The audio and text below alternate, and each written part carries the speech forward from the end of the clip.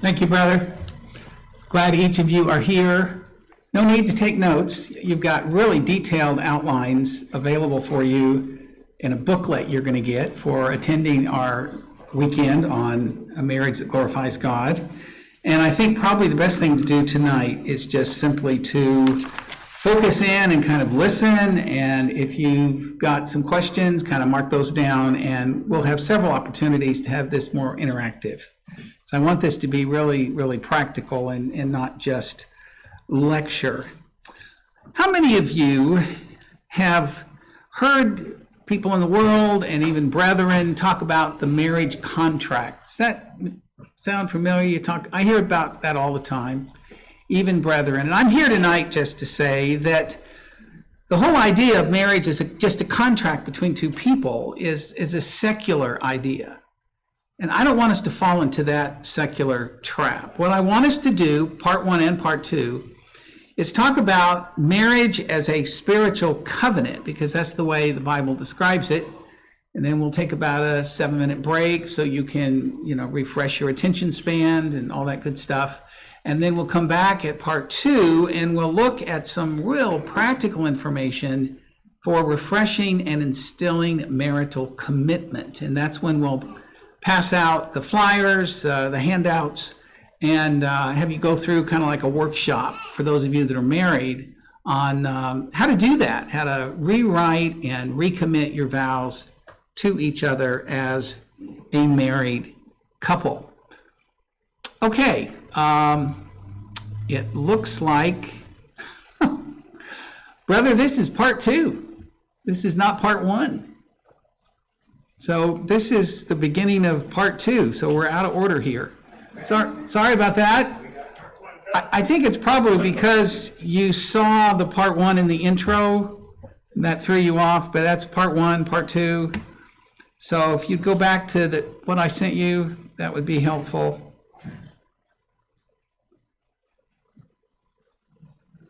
That's part two, then go down to the next one, wide version. Let's see here. No, that's part three. Aha, part one right there. No, that's Marriages That Works. That's something different. Here we go. It's this one right here. Friday night, part one. There we go. Ah, that's what I'm looking for.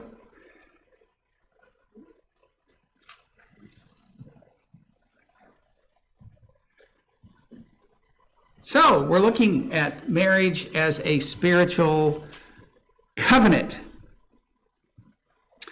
In Malachi chapter 2 and verse 14, it says that she is thy companion and the wife of thy covenant.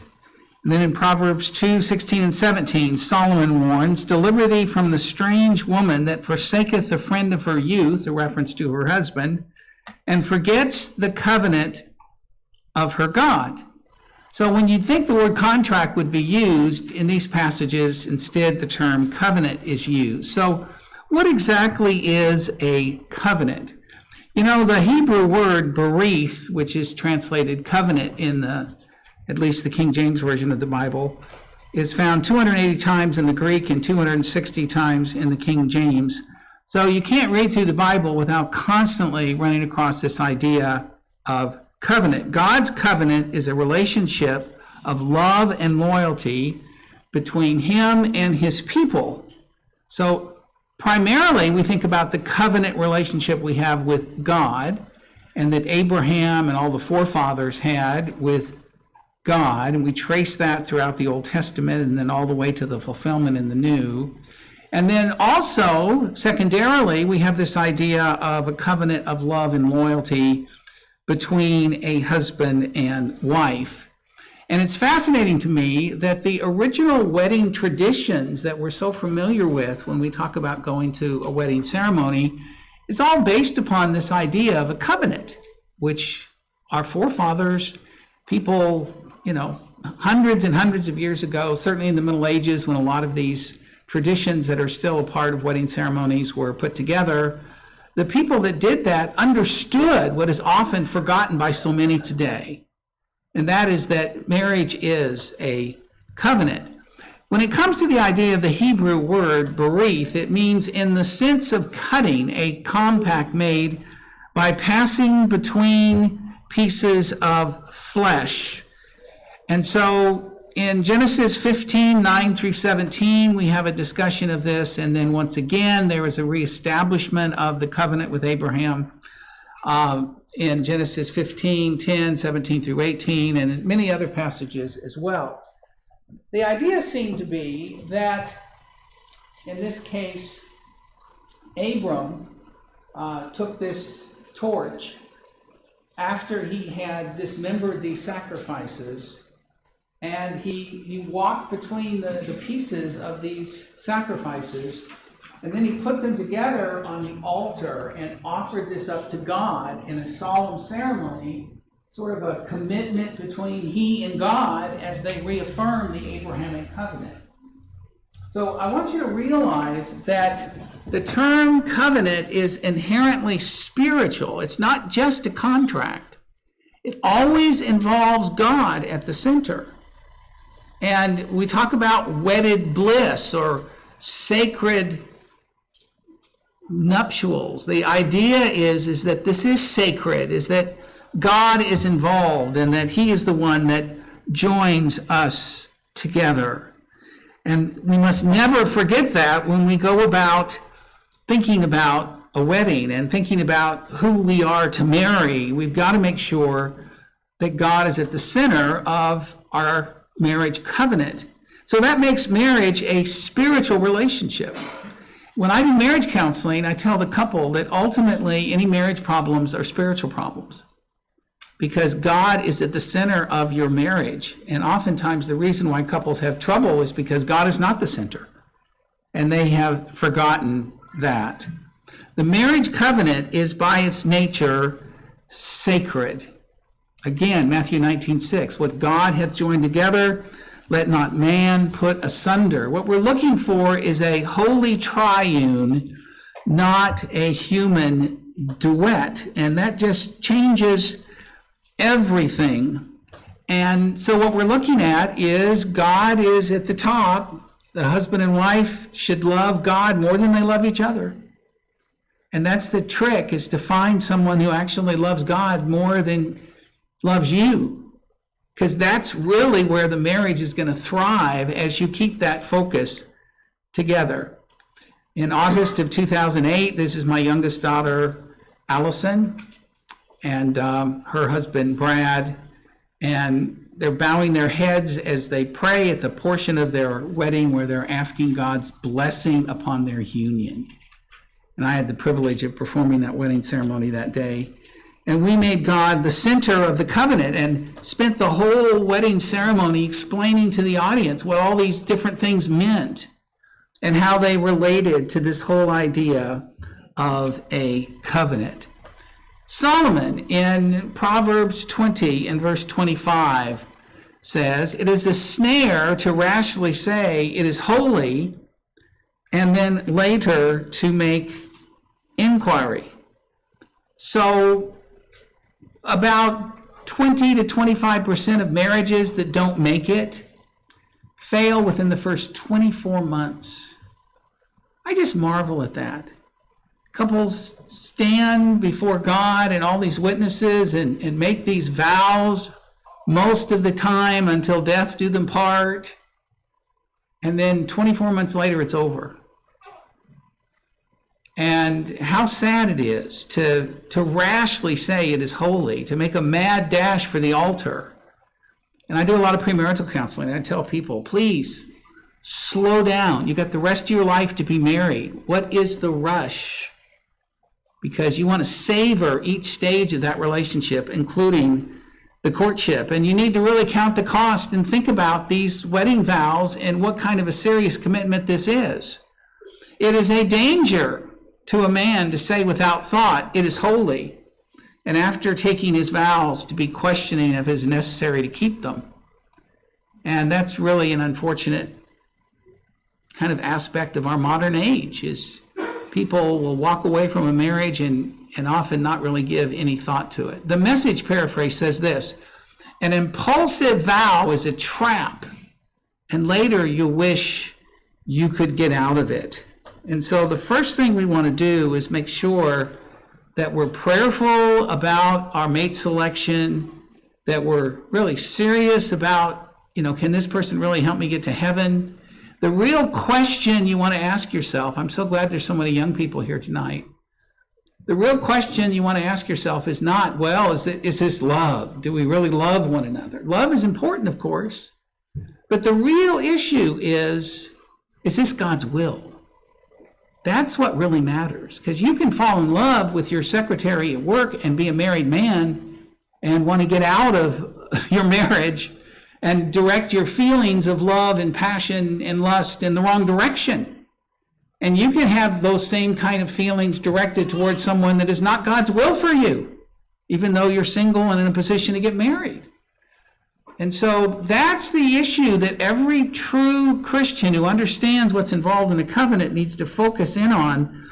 Is this God's will as I enter into this spiritual covenant and make this commitment one day with them before God? I want to talk to you for just a minute about some of the symbolism of the wedding ceremony. Have you ever noticed, I think it's rather interesting, that the first thing the usher tends to ask you when you walk into a place where there's going to be a wedding is they say, which side are you on? Isn't that interesting? Whose side are you on? Are you here with the bride or the groom? And typically they have the family and the invitees of the bride sit on one side, and then the family and the invitees of the groom sit on the other. And that's because being invited to a wedding is a big deal. It is a real privilege that you were included, and usually there's a nice, expensive invitation and all of that because you are actually being invited as a witness to these vows that you're about to exchange. Sometimes we forget that. We start off weddings about we are here before God and these many witnesses. There's a reason for that, is you're invited to witness the vows. Everything else is secondary. It's nice if it's a beautiful place. It's nice if the bridesmaids' dresses match and, the flowers are pretty and all those other things that people focus in on, the food at the reception, all of that's okay, and I'm not against that. But don't forget about the purpose of why you're there. To witness a couple being joined together in heaven by God in a sacred, solemn, spiritual ceremony. And the traditions of always having a center aisle, why is that the case? Because that's the idea of walking between the pieces of the living sacrifices on both sides. It's acknowledging that everyone that's there is a friend or family member of the couple, and each one of you have already contributed and helped the couple get to the place that they are currently at so they could get to this point where they could get married. And so the bride walks between the living sacrifices as she gets closer and closer to the preacher and the place of prayer and the exchanging of vows and this sacred ceremony. That's the reason for the center aisle. It's a covenant setting. I don't know why we've let that slip.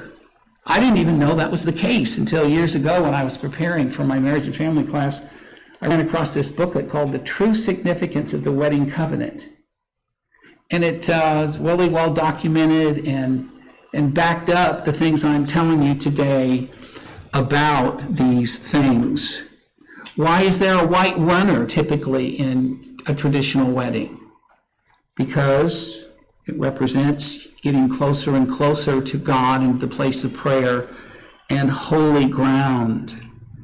And typically I'll stand off in the corner somewhere with the groom and the best man, and we'll walk out first, and then the groom will stand there and look down the center aisle waiting to see the bride come out, and everybody says, "Here comes the bride," and everybody stands, right? What's that all about? Well, the groom comes out first because he's to be the initiator of the covenant. Hopefully he proposed to her and not the reverse. He's the one that initiates this sacred covenant and is to be its head. The husband means house band in the original language. He's the one that's supposed to be the leader and hold the family together, particularly in difficult times. And I love the idea of the ring. You know, it used to be, I'd say, are there rings? And then, you know, they'd hand me the rings, and I'd hand it to the groom and then the bride, and they have the wonderful ceremony and the vows associated with the exchanging of the rings. And I used to hold up the ring and say these rings are round because they are symbolic of the unending love, because the circle is unending. And they have gold and oftentimes little diamonds in them, which represents love's preciousness. And all of that is well and good, but all of that is secondary to the point that the ring is a token of your spiritual wedding covenant. Just like the rainbow was God's token of the covenant that he promised, that after he looked at the flood, he said, I'll never again destroy the earth with water. And to remind humanity about that promise, he put the rainbow in the sky to remind us of God's judgment in the flood, but also to remind us that as long as the earth stands, you can count on God's promise, because God's promises are not done away just because they're old. And so the ring is the token of the covenant. The fact that I wear a wedding ring tells everyone, not that anyone would be interested, but it tells everyone hands off. It's probably more appropriate for my wife, Gail. See, she's got a wedding ring. She's taken. She's in a covenant with me and God, and therefore she's not available for any kind of romantic interest of anyone else. That's the point of the ring. It's a token of the covenant, just as the rainbow was in the sky. You know, the covenant marriage movement is a movement I'd recommend to you. And they have a great definition of a covenant marriage. It's very biblical. Let me read it to you. It says, a covenant was intended by God to be a lifelong, fruitful relationship between a man and woman. Marriage is a vow to God, to each other, our families, and our commitment to remain steadfast in unconditional love, reconciliation, and sexual purity while purposefully growing in our covenant marriage and relationship. That really fits well within the scriptures. And it also fits well with what we find about marriage in the Garden of Eden. And I really like this reference here because it's rich with covenant language and biblical concepts. I'm sure you're familiar with this. For this reason, a man shall leave his father and mother, Moses says, and be joined to his wife, and they shall become one flesh. And the man and his wife were both naked and were not ashamed. You know, from these 4 sections that are underlined here in Genesis 2, what we find are the 4 elements that are necessary for a successful marriage. And understanding these 4 pillars will tell us even today what's necessary for a real successful marriage. It's interesting, you go back to the Garden of Eden, and this was instituted by God before sin. And after the world was plunged into sin, God still allowed marriage to bless both man and woman, even in this vale of sin and sorrow. For it's supposed to be a taste of heaven and ultimately a real taste of what true covenant relationship is with the Son, Jesus Christ. So keep this in mind. The first pillar, he says, a man shall leave his father and his mother. And why is that so important? By the way, we know that this isn't just a message to Adam and Eve, because Moses here is making a statement that wouldn't even have applied to Adam and Eve. because they didn't have a mother and father to leave. So this is obviously a general statement about marriage that we're supposed to learn throughout the rest of eternity, or at least the rest of time. By the way, this must have been a marriage made in paradise, made in heaven, because Adam had no mother-in-law. You ever thought about that? No in-laws in this very first marriage, in this first relationship. And the number one key here, the first pillar, is one of severance. In other words, you have to be at a point in your life where you're able and willing to break the parent-child bond, to leave home and start another home. When I was a kid, they used to sing the song, Billy Boy, Billy Boy, Billy Boy, will you take her for a wife, charming Billy? And then the refrain comes back, I'll not take her for a wife, though she's the love of my life, because she's still a young thing and cannot leave her mother. Anybody remember that song? And you know what? Billy Boy was right. If she's still so young and emotionally dependent upon mom and dad that she can't quite cut the apron strings, and she's not able to stand on her own 2 feet beside her husband, she's too young to get married. Same thing with a fella who's still kind of a scaredy cat and not able to get underneath the oversight of his mom and dad. You have to be man enough to leave the home and establish your own and not be overly dependent upon mom and dad. And so this breaking of the dependence and being independent from father and mother is a fundamental starting place for a marriage covenant.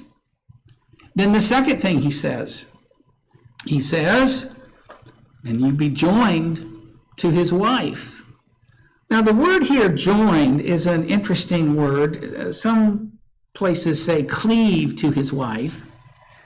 And the idea here is you're glued to your spouse. And we're not talking here about Elmer's glue. We're talking about super glue. This is something that would indicate the very strongest bond possible.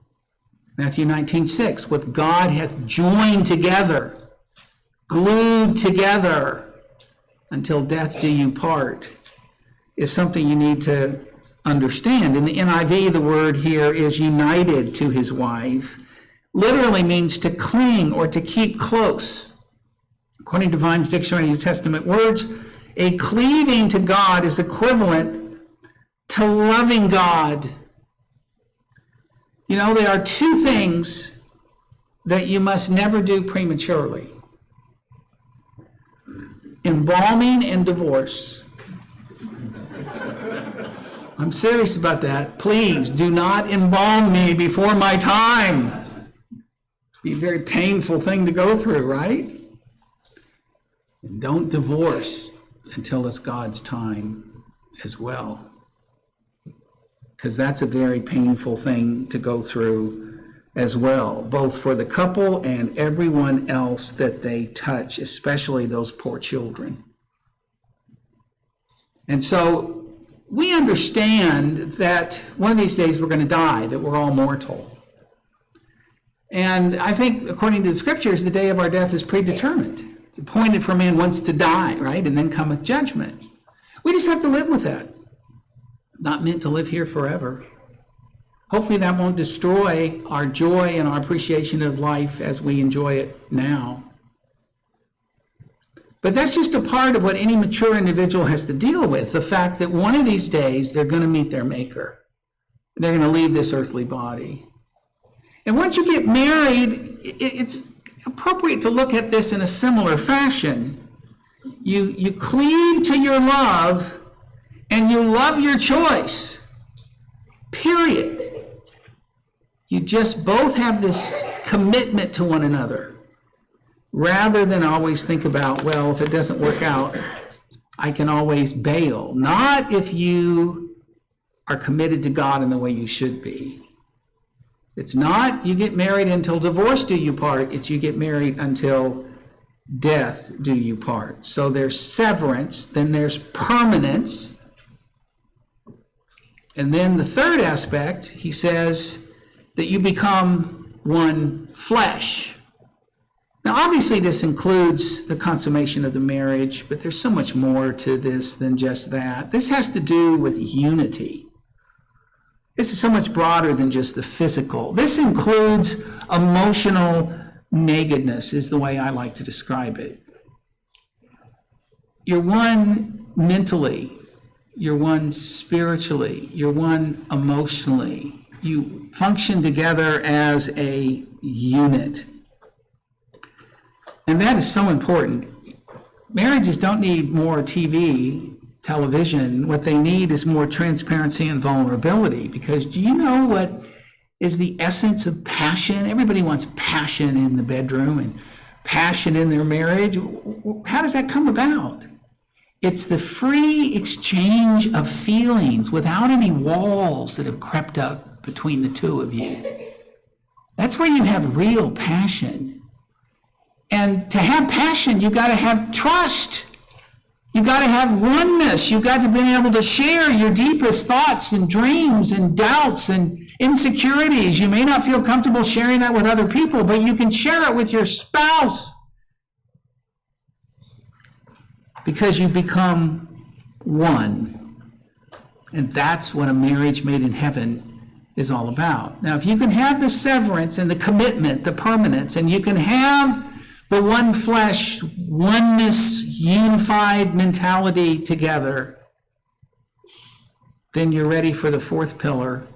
And this is just sort of thrown in as a serendipity of the first three. And that is, it says, you're both naked and you're not ashamed.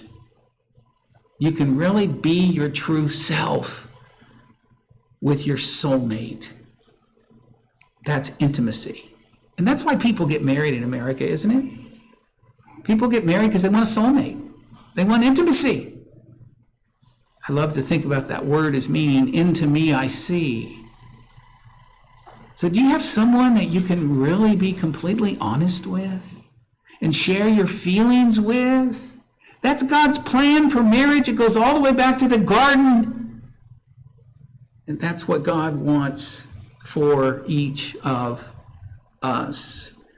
And the only way that really works is if you really focus in on a covenant, spiritual relationship with God. One of the things I tell couples to do is to pray together regularly and not just before meals. There's something about praying together. There is nothing more intimate than joining your hearts together in communion with your Creator and with God. And believe it or not, if you can really pray together as a couple and really pray for each other in that prayer, and after that, if you have physical union, that will be some of the richest connection that you could ever imagine, because it's followed by the most intimate thing that you could ever do emotionally. And that's really genuinely open your heart first together before God. I mean, that's a marriage. And I appreciated with what the brother said before we first got up here about, if we focus more on marriage and what God's plan is for marriage so it can be what God wants it to be and give him glory, then you won't have to worry about divorce and remarriage, because the divorce won't even happen, or happen on very rare occasion. I'm so sick of all the arguments about MDR. Wouldn't it be great if it wasn't even an issue because people just got married and figured out how to make it work? That's what I want. And that's what this weekend is really all about. So let's talk about covenant versus contract just for a minute. This, I think, will help us to define the difference between these two things. Let's look at a three-way divine covenant and a two-way human contract. A three-way divine covenant is based upon trust. Don't marry someone if you don't trust them. I hear all these people talk about prenuptial agreements. I guess there may be a place in some cases if you're married older in life and you've got different kids, I mean, there could be a place for a prenup. But if you are worried that this person later on is going to turn on you and try to take advantage and take you for all you're worth, if you really think that's in that person's character, my recommendation is don't marry them. Because marriage has to be based upon trust. A human contract is based upon distrust. That's the whole point of contract law, where you get some attorney to draw up this arm's length relationship, they call it, so you can write everything out so that you limit your liability or limit your losses. The whole idea is you don't really trust this other person. A lot of times in contract law, you don't even know the other person. You're buying out somebody else's company or something. You don't know who these people are. So a covenant is based upon trust, not distrust. In fact, a covenant is based upon unlimited responsibility. Well, as we said, a contract is based upon just simply limiting your liability. One of my favorite parts of the wedding vow, that's traditional and I think is well said, demonstrates this idea of unlimited responsibility. I wonder if couples really think about what they're saying. I'm going to take this person for better or for worse, for richer or poorer, in sickness and in health. You don't know what the future holds. And that's okay, because I love this person and I'm committed to this person and I'm with them even when times are hard. That's the nature of covenant. And think about God in the Abrahamic covenant. Think about how difficult the children of Israel were to work with and to deal with, and how rebellious they were over and over and over again. Did God ever forget about his promise? Did he ever forget about the need for a Savior? Did he ever give up on them and us? No, because he had unlimited commitment to his promise to provide a Savior and to work through Israel. And that's the kind of commitment men and women of character need to have when they give their word to one another in marriage. Anybody says, well, we can always get married, and if it doesn't work out, we can just get a divorce. Run for the hills. Both of you need to jump in feet first and be all in. A covenant is lifelong. It's like that rainbow. It's there as long as the earth stands, right? It's not to be broken. It's the nature of a covenant, where a contract can be voided by mutual consent. I mean, if I ask one of you to go into business with me, Chris Huntley's there in the back, fellow gospel preacher, and we say, hey, let's put together a book business. We both like books, and maybe we could, put together this business plan, and we could provide a valuable service to these books that we've pre-approved and we've read and we can recommend, and maybe we can make a little money on the side, split the profits. What do you say? Well, if he and I want to establish a business contract, it's two-way. And if it doesn't work out, it's too much work, there wasn't much demand for it after all, then we can say, this isn't working out. Yeah, I agree. Let's just rip this up, part friends. You can do that in a two-way contract. You can't do that in a marriage because it's a three-way contract. You made a commitment to God and all those witnesses that day. It is not so easily just ripped up. Marriage is so much more than just a piece of paper. It is a holy, sacred covenant. And it is given together by mutual consent. A contract says, I take thee for me. A covenant says, I give myself to thee.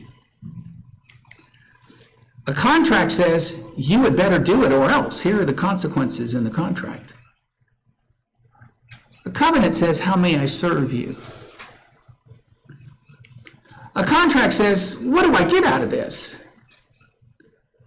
And a covenant says, what can I give? A contract says, I'll meet you halfway. Covenant says, I'll give you 101%. A contract says, I have to. A covenant says, I want to.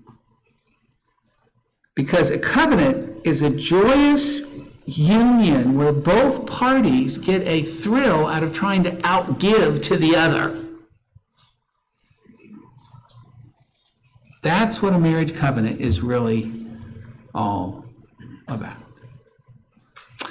Okay, anybody got any quick questions before we take our break for part one? Do you agree with me that we don't talk enough about marriage being a covenant and what's involved in that? Well, I hope so, because it's forgotten and lost by so many, even in the church. So, anybody got anything else to say other than amen? Okay, let's take about a 7-minute break. Now, I was really serious about this. You're probably about ready to sing an invitation song and go home, because that's kind of the way we're trained after about 35 minutes in the Lord's church. But we only got one weekend here, we got lots of material to cover. So research has shown that if you can get up, use the restroom, and walk around a little bit, come back in 7 minutes, do you know what? It's like your attention span is reset. So then you go through part 2, and you're just still right there with me. But otherwise, you're looking at your watch saying, when is this guy going to finish? Okay? So I want to avoid that. So this is really important. Get up, move around, and then promise me in about 7 minutes you'll come back, okay? Because we got a lot more stuff to talk about. Thank you.